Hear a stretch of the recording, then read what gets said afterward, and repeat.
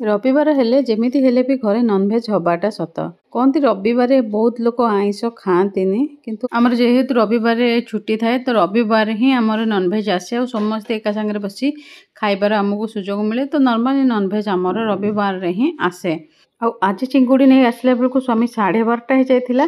तापर देखला बेलू बहुत सारा चिंगुड़ी आनी बहुत सारा माने पाखापाखि 1200-1300 ग्राम पाखापाखि चिंगुड़ी। तो आम नॉर्मली एत चिंगुड़ी आसेनी तो मुझे कहली एत सारा कौन पे नहीं आस सी गले टोटाल दुकानी पाखे एति ही टोटाल थिला तो मुझे सबुतक नहीं आसिली।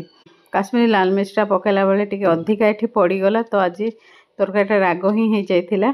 काश्मीरी लाल मिर्च भी राग हो जाए मुझे जान नी 2-3टा कंचा लंका भी मुझे आड करी जेहेतु माछटा लेट्रे आनी तेणु ताकू बाछिबार भी थिला से 50% आग मु ताकू बाछीदेली बाछिकी तार करी बने प्रिपारेसन कली आउे बाकी माछ को मु क्लीन करके भाजिकी रखीदे। आईटा देखिपे आलूटा को मु अलग भाजिकी एथि लगी रखी जना ना ये कौन गोटे आलू नहीं आसी तो ये आलूटा सीझेले भी पूरा फिटी जाऊँगी।